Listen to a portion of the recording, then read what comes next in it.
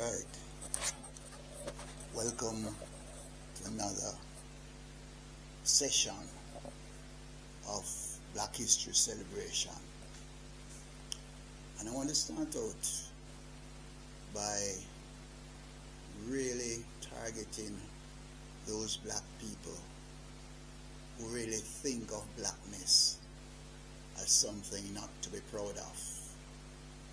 And so to bring out this point, I'm not going to be referring to black history, but the history of blackness.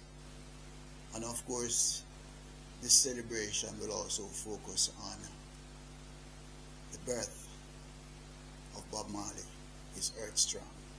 So let's go. Black is not just beautiful. Black is all powerful. Yeah? Why do I say so? Check out the creation story of the Bible, and you will notice that before the earth was created, there was blackness.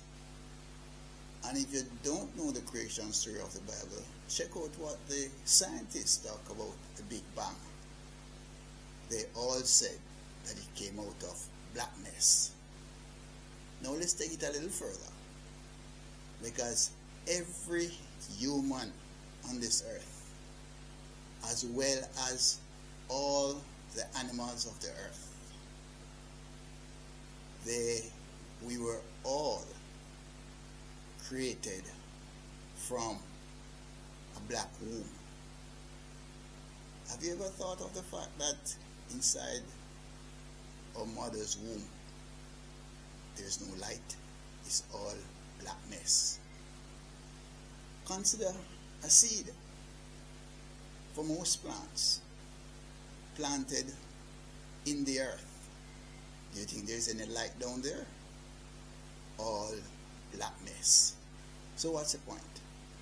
The entire human race and all the things created on this earth came out of blackness.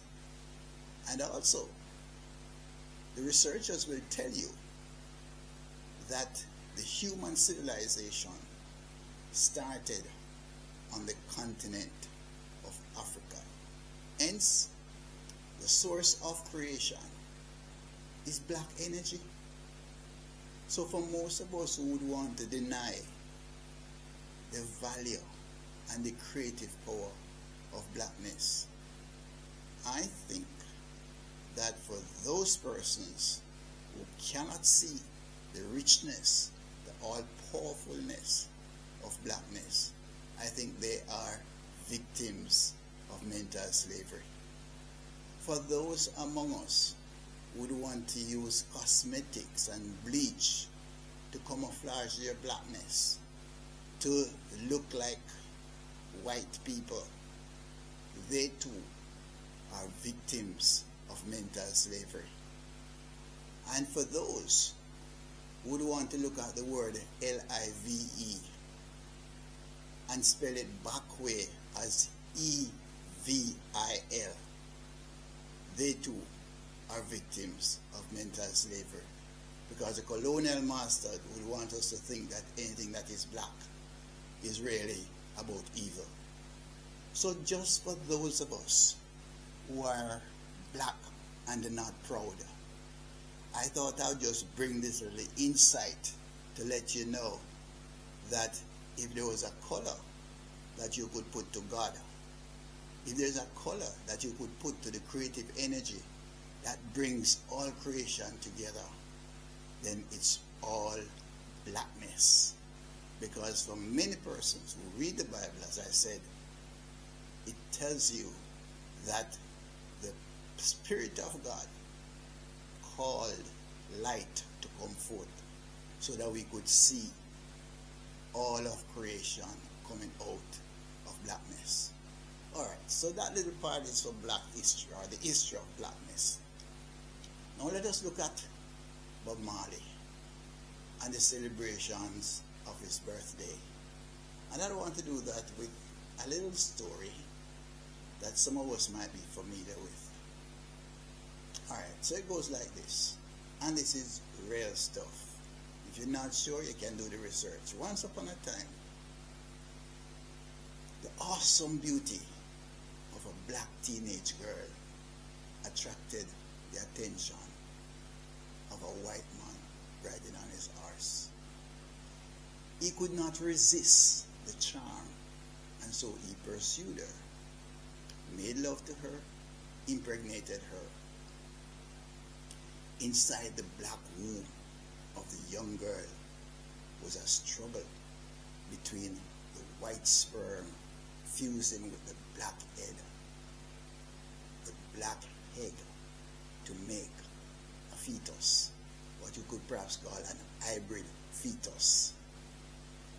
The white sperm represented past generations of oppressive slave owners, and the black egg represented the ancestors of the oppressed race that was stolen from Africa and brought to America.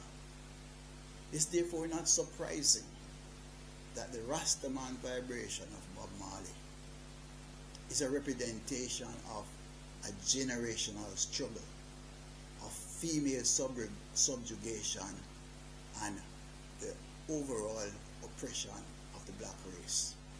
But guess what? You see, amid all the suffering of that young black girl having to raise a child as a single parent, while the father of the child, with all his wealth, ran away, he could not stand his white colleagues and what they had to say about him. So he did not stay around to take care of Bob. And so I want you to imagine that even while Bob was in the womb of his mother, the words of the song must have been coming to him. Hey, little darling, don't shed no tears, no woman, no cry.